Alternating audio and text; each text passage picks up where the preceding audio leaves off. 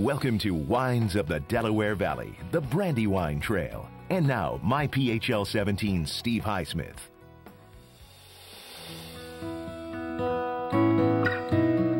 Cabernet, and Merlot, Chardonnay, and Pinot Grigio. All from glistening grapes wonderfully coming to life in Pennsylvania under the late summer sun.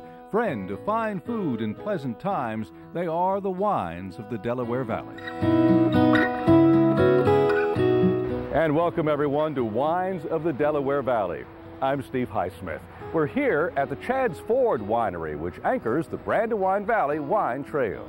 The trail stretches through the scenic countryside of Chester County, populated by the Folly Hill, Paradox, and Croix Creek vineyards, and the Chadds Ford, Twin Brook, and Vala wineries, where spring snipping eventually leads to sipping. I love wine, yes. Lee Miller of Chadds Ford Winery believes wine is a gift meant to be enjoyed and enjoyed best when shared. Oh, the atmosphere, the romance.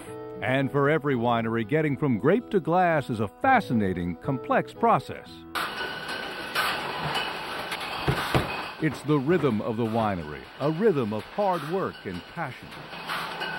A rhythm at home in Pennsylvania, landscaped by more than 100 wineries and 50 vineyards, farms where grapes are grown. The owners of Chadds Ford have been making wine on this site since 1982. And we're in one of the vineyards now, the Chadds Ford Winery, and with me is Eric Miller, who along with his wife Lee are proprietors of the Chadds Ford Winery, and you've been doing this for a quarter of a century. 25 years. When you make wine, you obviously need grapes, but there are so many different types of grapes. How many varieties are there in general, and how many do you folks grow?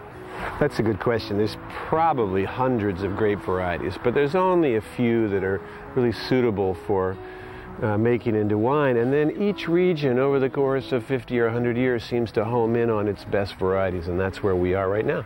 Well, I notice right around us we have white grapes and what appear to be red grapes, or purple grapes. Yeah. What's going on here?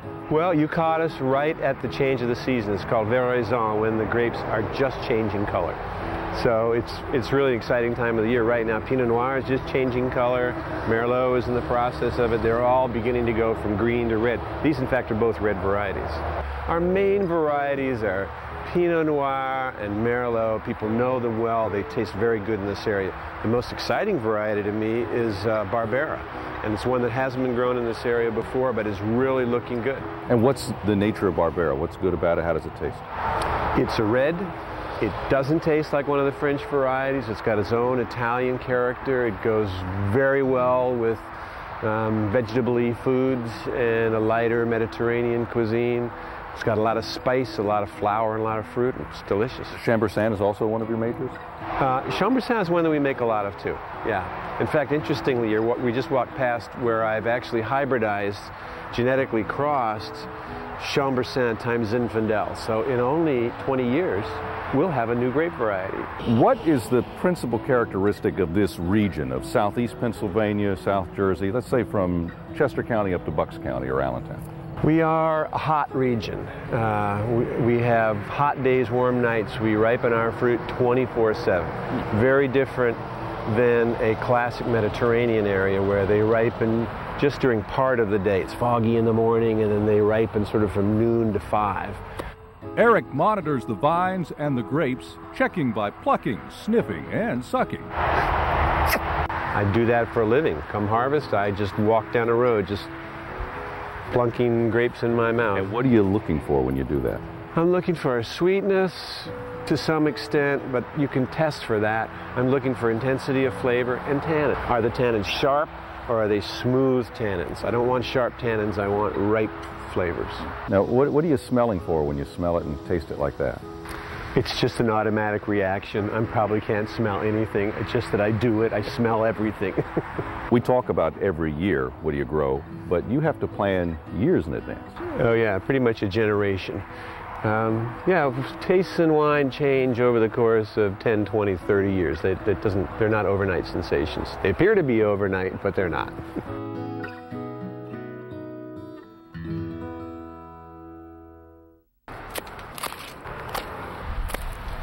This patient mothering is metered by time itself, deliberate ally of the grape and the winemaker.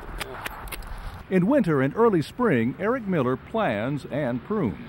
I am trimming off excess wood right now. I've already taken a look to see how many buds I want to have on this vine, and how much I've already thought through how big a crop I wanted to have, and I've even considered whether I'm going to come back later in the season and do any removals. We prune this time of year because the vine is dormant, liquids aren't flowing through the plant, and I can make cuts without hurting it and without there being any infections. The way this plant is going to grow now, we're splitting it into two parts. It's kind of fun. You feel like a conductor sometimes. You get your arms waving and brain going, and I can see all the green growth, and this whole vine is full and hanging with fruit, but it's not. But it will be. Que sera, sera, or shall we say que Syrah or Shiraz? Well, more on that later. But these grapes do mature full, green and red, ready for the picking. We will pick the grapes either by hand or by machine. We'll crush and stem them, break the fruit and add yeast so that fermentation begins.